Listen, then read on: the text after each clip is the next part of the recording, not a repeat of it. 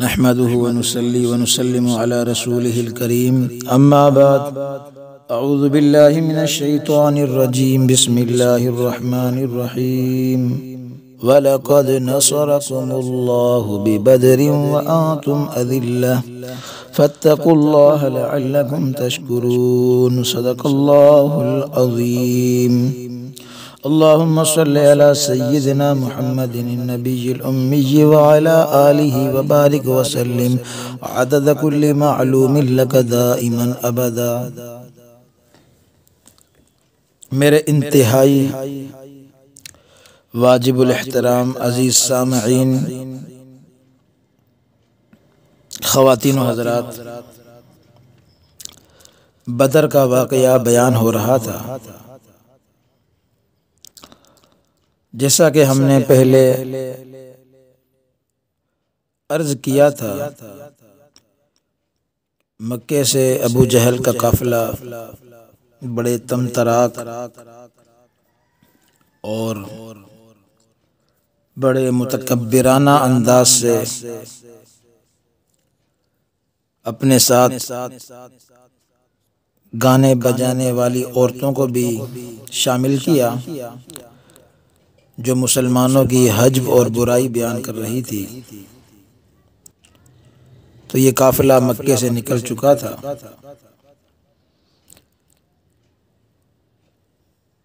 اور شیطان نے بھی ان کو اپنی حمایت کا، اپنی مدد کا یقین دلایا. اور شیطان جس کا نام ابلیس ہے، اس نے انسانی شکل میں آ کر، یعنی سراقہ بن مالک جو بنی کنانہ کا سردار تھا، ایک معزز آدمی تھا، اس کی شکل میں آ کر کفار مکہ کو یقین دلایا اور کہا کہ آج تمہیں کوئی نہیں ہرا سکتا، میں تمہارے ساتھ ہوں اور میں تمہاری مدد کروں گا. تو جب کافروں کا لشکر مکے سے نکل چکا تھا، ادھر جب حضور صلی اللہ علیہ وسلم مدینے سے روانہ ہوئے تھے، تو آپ صلی اللہ علیہ وسلم نے بئر عتبہ نامی کنویں کے پاس لشکر کو پڑاؤ ڈالنے کا حکم دیا. اور آپ صلی اللہ علیہ وسلم نے صحابہ کرام کو حکم دیا کہ اس کنویں سے پانی پئیں، اور آپ نے خود بھی پانی پیا.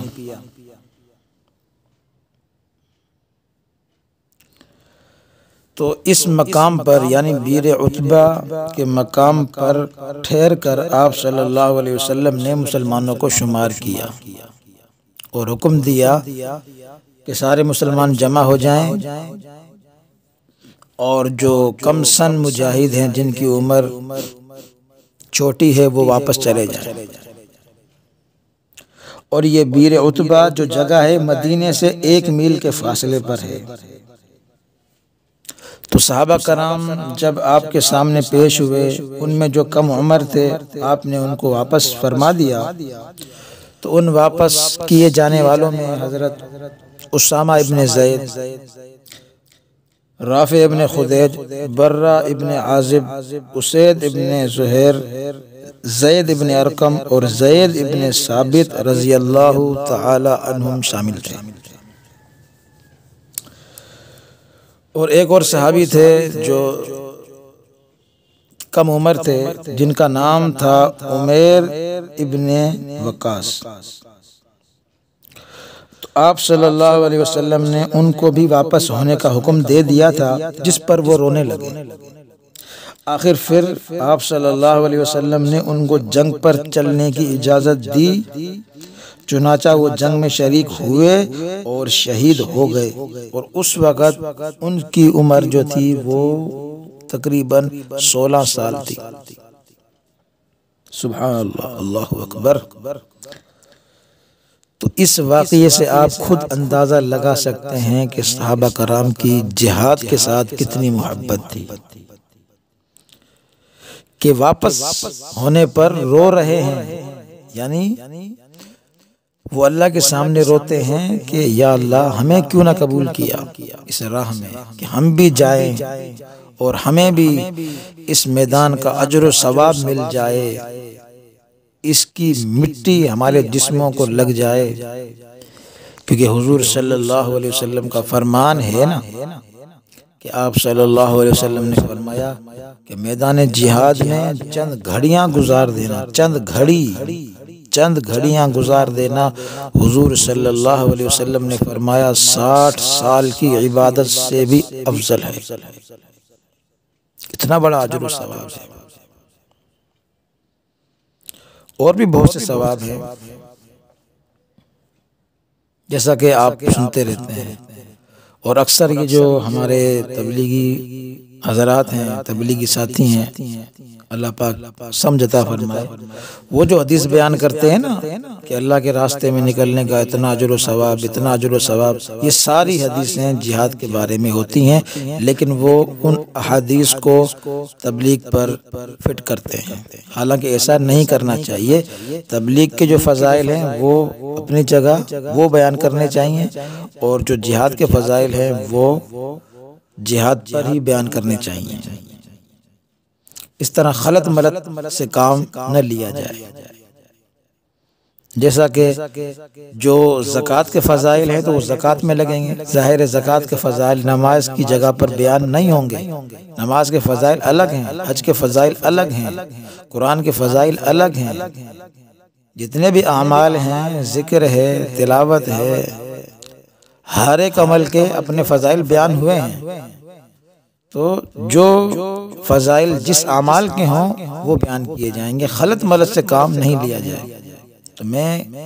جو ہے جماعت پر کوئی تنقید نہیں کر رہا، بلکہ ایک سمجھانے کے اعتبار سے، اور یہ بات میں اپنی طرف سے نہیں کر رہا، بلکہ علماء کرام نے کتابوں کے اندر یہ باتیں لکھی ہیں، اب چاہے تو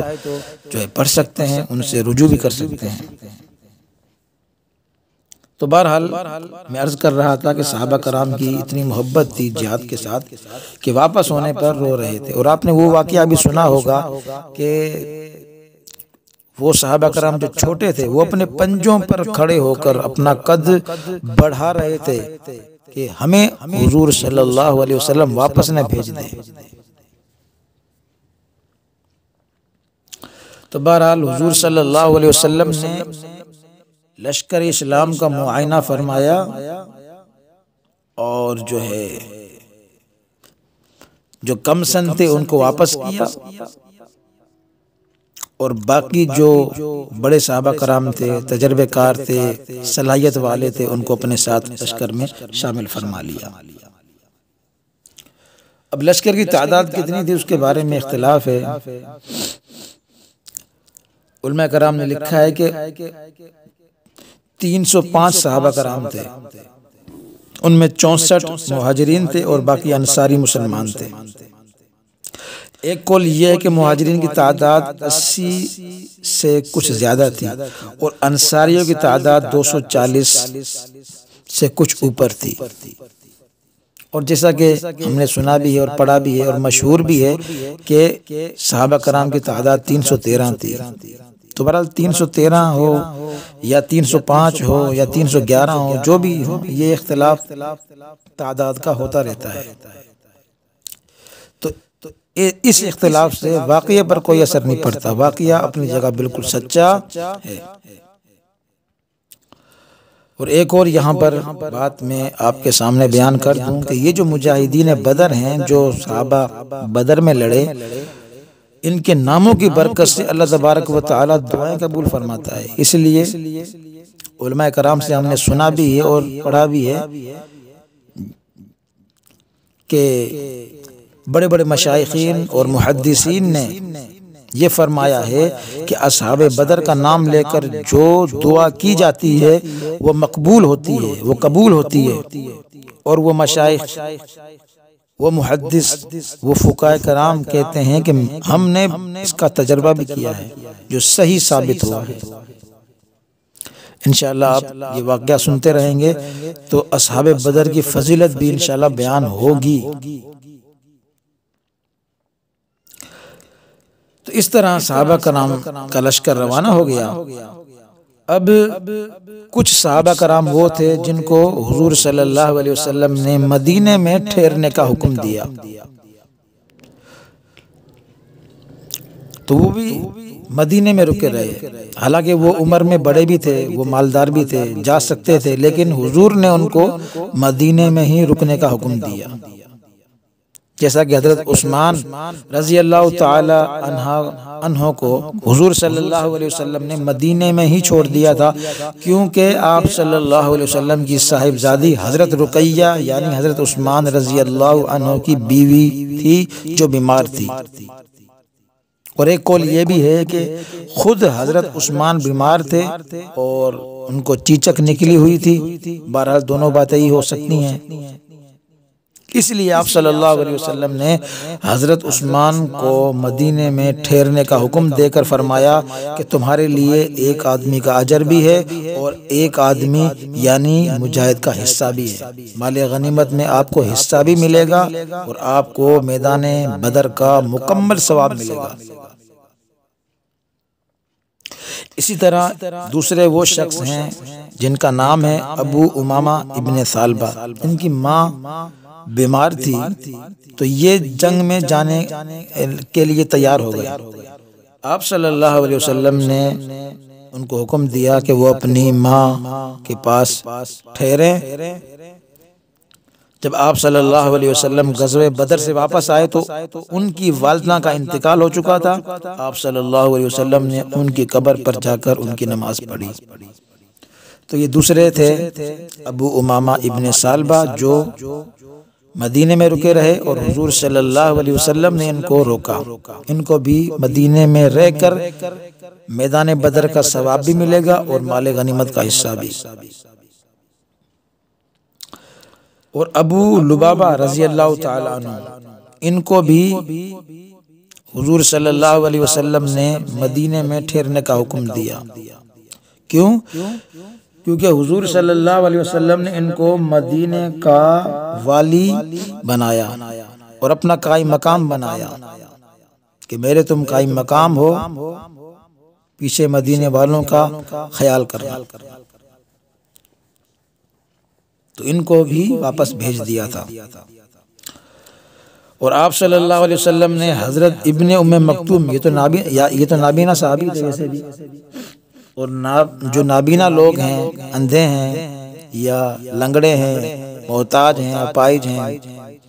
ان پر ویسے بھی جہاد فرض نہیں ہے، لیکن میرے دوستو صحابہ کرام وہ عظیم شخصیات تھی جن کو جہاد سے اتنی محبت تھی کہ وہ جو آپ نے واقعہ سنا بھی ہے عمر بن جموح رضی اللہ تعالی عنہ کا، کہ لنگڑے صحابی ہیں لیکن غزوہ احد میں جانے کے لیے تیار ہو گئے، اس کے بیٹے بھی تھے اس غزوے میں شریک، بیٹوں نے کہا کہ ابا جان آپ گھر رکیں، ہم جاتے ہیں، آپ تو ویسے بھی لنگڑے ہیں اور اللہ نے قرآن میں فرما دیا ہے کہ لنگڑے پر جہاد فرض نہیں ہے، اگر وہ نہ جائے تو کوئی گناہ نہیں، اور حضور صلی اللہ علیہ وسلم نے بھی فرمایا کہ عمر بن جموح آپ لنگڑے ہیں، آپ نہ جائیں، یہ آپ کے نوجوان بیٹے ہیں، یہ چلے جائیں گے بس، لیکن عمر بن جموح رضی اللہ تعالی عنہ نے فرمایا کہ یا رسول اللہ صلی اللہ علیہ وسلم، میرا دل بھی چاہتا ہے کہ میں اپنی اس لنگڑی ٹانگ سے جنت کی سیر کروں۔ اور اس کے بعد یہی عمر بن جموح رضی اللہ تعالی عنہ تھے جو غزوہ احد میں شہید ہو گئے، اور جب ان کی لاش کو، ان کی میت کو جب رکھا گیا اونٹنی پر، تو اونٹنی مدینے کی طرف جو ہے چلنے کا نام نہیں لیتی تھی، وہیں بیٹھ گئی۔ صحابہ کرام نے بہت کوشش کی کہ اونٹنی کو اٹھائیں اور اس کی جو لاش ہے وہ وہاں پر لے کر جائیں، لیکن اونٹنی اٹھنے کا نام نہیں لیتی تھی، تو حضور صلی اللہ علیہ وسلم کو بتایا گیا، تو آپ نے فرمایا کہ ان کے گھر والوں سے پوچھو کہ کہیں اس نے کوئی وصیت کی ہو یا اس نے کوئی دعا مانگی ہو، تو ان کی بیوی نے کہا، یعنی عمر بن جموح رضی اللہ تعالی عنہ کی بیوی تھی، انہوں نے کہا کہ یا رسول اللہ، یہ جب گھر سے نکلے تھے عمر بن جموح تو انہوں نے یہ دعا کی تھی کہ اللہم لا تردنی الی اہلی، اللہ مجھے اپنے اہل کی طرف واپس مت لوٹانا، بس میں نکل رہا ہوں تو اپنے راستے میں قبول فرما۔ یہ دعا کی تھی حضور صلی اللہ علیہ وسلم نے فرمایا بس عمر بن جموح کی دعا قبول ہو گئی ہے، اس کو اسی میدان میں دفن کرو۔ سبحان اللہ۔ تو یہ تھے عمر بن جموح رضی اللہ تعالیٰ عنہ۔ انشاءاللہ غزوہ احد جب ہم بیان کریں گے تو اس میں ان کا واقعہ ضرور آئے گا۔ تو آپ صلی اللہ علیہ وسلم نے اپنی عدم موجودگی کے دوران مدینے میں حضرت ابن ام مکتوم کو مسلمانوں کا امام متعین فرمایا کہ وہ نماز پڑھایا کریں، اور اس طرح قباء والوں کا والی حضرت عاصم رضی اللہ تعالی عنہ کو بنایا، کیونکہ بھائی وہاں پر منافقوں نے مسجد زرار بھی بنائی تھی، تو ان کے متعلق آپ صلی اللہ علیہ وسلم کو کچھ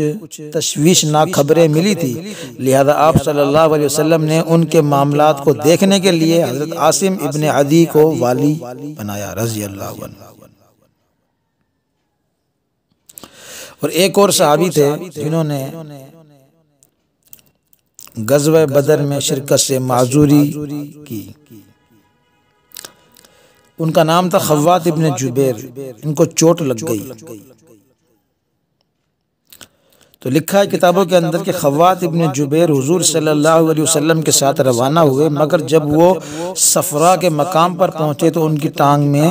ایک پتھر سے چوٹ لگ گئی اور خون بہہ نکلا، جس کی وجہ سے وہ چلنے کے قابل نہ رہے، اس لیے وہ واپس ہو گئے۔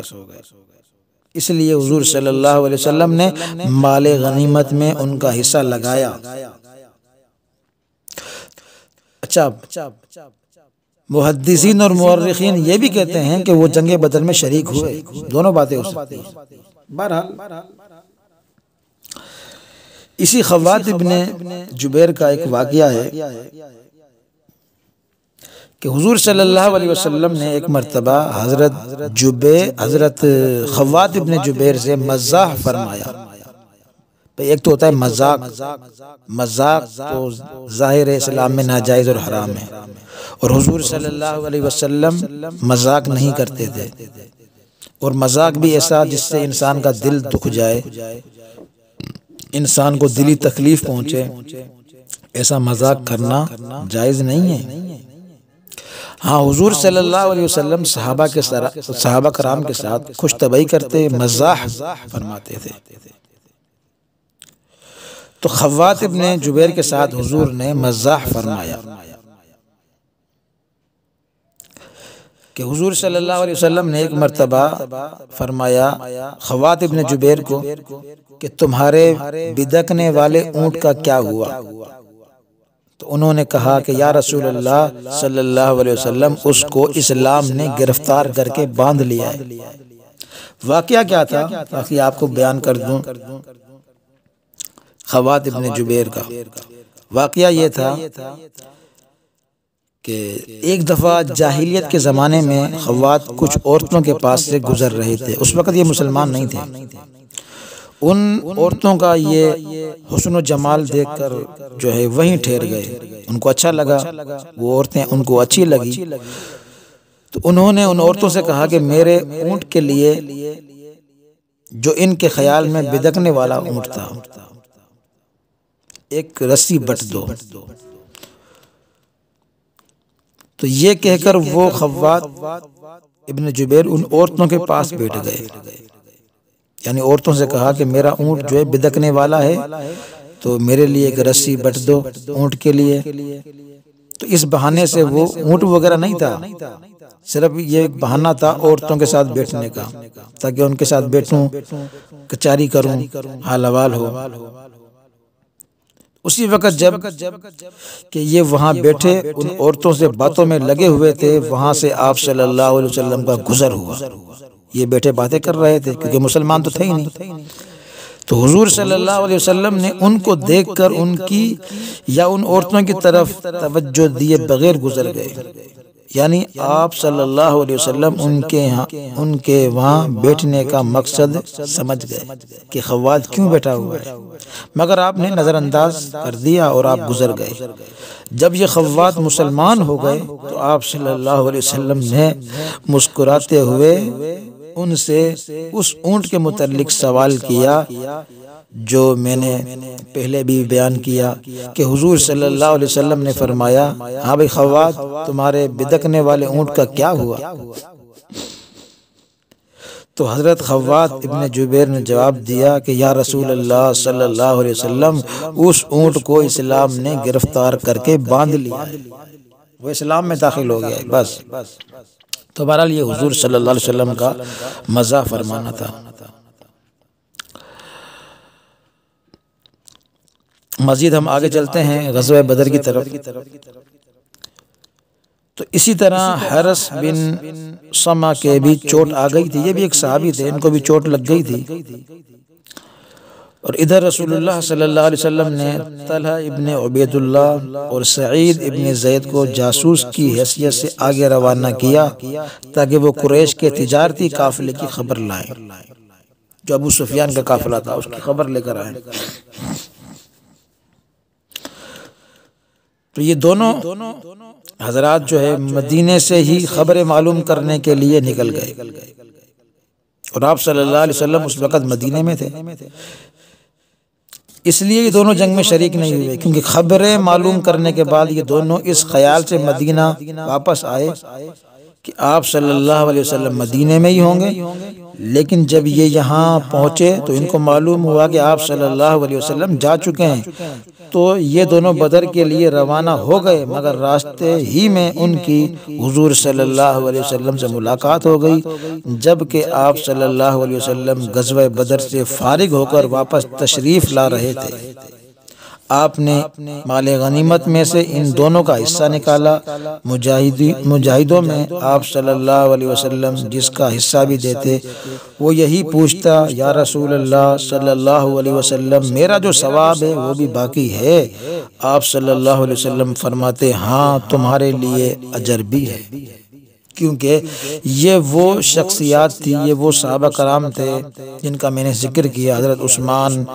اور حضرت ابو لبابہ، حضرت ابن ام مکتوم، خوات ابن جبیر، اور اسی طرح حرس ابن سما، طلحہ ابن عبید اللہ اور سعید ابن زید، یہ وہ ساتھی تھے جو کسی بنا پر اس بدر کے میدان میں نہیں جا سکے، کسی کو حضور نے مقرر کر دیا، کسی کو حضور نے مدینے میں ٹھہرنے کا حکم دیا، کوئی حضور کے کام سے گیا ہوا تھا۔ تو بہرحال جتنے بھی یہ شریک نہیں ہوئے، لیکن ان تمام باتوں کے باوجود حضور صلی اللہ علیہ وسلم نے ان کو مال غنیمت میں سے حصہ بھی دیا اور ان سے فرمایا کہ تمہیں میدان بدر کا اجر و ثواب بھی مکمل ملے گا۔